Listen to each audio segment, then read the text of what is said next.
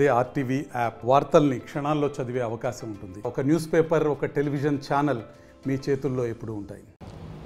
ఆంధ్రప్రదేశ్లో ఈ రోజు నుంచి 10వ తరగతి పరీక్షలు అయితే ప్రారంభం కానున్నాయి. ముఖ్యంగా ప్రకాశం జిల్లాలో కూడా చూసుకున్నట్లయితే 170 కేంద్రాల్లో సుమారు 44,098 మంది విద్యార్థులు రెగ్యులర్ అదేవిధంగా ప్రైవేటు విద్యార్థులు అయితే ఈ పరీక్షకు అయితే హాజరు కావడం జరుగుతుంది. దానికి సంబంధించి కూడా ఇక్కడ విద్యాశాఖ అధికారులు పూర్తి స్థాయిలో ఏర్పాటు చేయడం కూడా జరిగింది. ముఖ్యంగా సంశయాత్మక ప్రాంతాల్లో కూడా గట్టి బందోబస్తు, అదేవిధంగా 1640 మంది ఇన్విజిలేటర్ సిబ్బందితో పాటు ఫ్లయింగ్ స్క్వాడ్, అదేవిధంగా రెవెన్యూ సిబ్బంది సహాయ సహకారాలు కూడా తీసుకోవడం జరిగింది. దానికి సంబంధించి పూర్తి స్థాయిలో నిన్న మొన్న కూడా జిల్లా కలెక్టర్ స్థాయిలో కూడా సమావేశం, అదేవిధంగా అబ్జర్వర్ కూడా విజయవాడ నుంచి ఒక ప్రత్యేక అధికారి రావడం, ఈ పరీక్షలు మొత్తం కూడా సజావుగా జరిగేందుకు కోసం కూడా అన్ని ఏర్పాట్లు అయితే చేయడం జరిగింది అధికారులు. దానికి సంబంధించి విద్యార్థులకు, అదేవిధంగా స్కూల్ యాజమాన్యానికి, అదేవిధంగా తల్లిదండ్రులకు కూడా విద్యాశాఖ నుంచి అయితే ప్రత్యేకమైన సూచనలు కూడా చేయడం జరిగింది.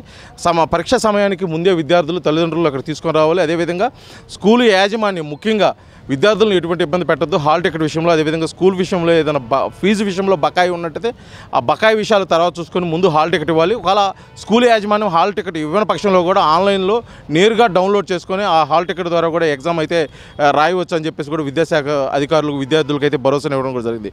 అదేవిధంగా విద్యార్థులు ఎగ్జామ్స్ సజావుగా రాసేందుకోసం కూడా కేంద్రాలను కూడా ప్రత్యేకమైన ఏర్పాట్లు చేశారు. ఇక్కడ ముఖ్యంగా వైద్య సిబ్బందితో కూడా మెడికల్ సిబ్బందిని కూడా ఏర్పాటు చేశారు. ఎందుకంటే ఎండాకాలము జరుగుతున్న ఈ సమయంలో కూడా విద్యార్థులకు ఎటువంటి అసౌకర్యం కలగకుండా వైద్య సిబ్బందితో పాటు అదేవిధంగా మంచినీటి వసతి, అదేవిధంగా గాలి, నీరు, వెలుతురు అన్నీ కలిగే విధంగా కూడా ఆ ఎగ్జామ్ కేంద్రాలను అయితే ఏర్పాటు చేయడం జరిగింది. అధికారులు చేసిన ఈ ఏర్పాట్ల పట్ల ముఖ్యంగా తల్లిదండ్రులు, అదేవిధంగా స్కూల్ యాజమాన్యం అయితే సంతృప్తి వ్యక్తం చేసినప్పటికీ కూడా ఎగ్జామ్స్ ఏ విధంగా జరుగుతాయి, ఎగ్జామ్ ఏ విధంగా రాయగలుగుతారో పిల్లలు అని చెప్పేసి ఒక పక్క తల్లిదండ్రులు కూడా ఎగ్జామ్ కేంద్రాల దగ్గరికి అయితే రావడం, వారి మొహాలు అయితే టెన్షన్ వాతావరణం అయితే చూస్తుంది.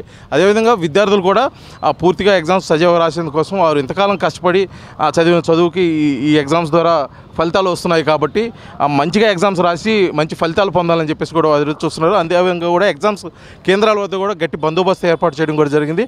ముఖ్యంగా పోలీస్ సహాయ సహకారాలు కూడా తీసుకున్నారు. ఎగ్జామ్ హాల్లోకి ఎవరిని అనుమతించకుండా సుమారు ఉదయం 9 గంటల 30 నిమిషాల నుంచి మధ్యాహ్నం 12 గంటల 15 నిమిషాల వరకు జరిగే ఎగ్జామ్ హాల్లో గ్రేస్ పీరియడ్ కూడా ఏమీ ఇవ్వలేదు.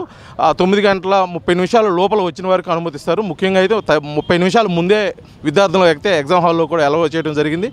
ఏదేమైనప్పటికీ విద్యాశాఖ అధికారులు నియమ నిబంధనలకు లోబడి విద్యార్థులు, అదేవిధంగా స్కూల్ యాజమాన్యం, తల్లిదండ్రులు కూడా ఎగ్జామ్స్ సజావుగా జరిగేందుకోసం కూడా వీరు సహకరించాలి. అదేవిధంగా ఎగ్జామ్స్ సజావుగా జరిపించేందుకు కూడా కోసం కూడా విద్యాశాఖ అధికారులు అయితే పూర్తి ఏర్పాట్లు కూడా చేయడం జరిగింది.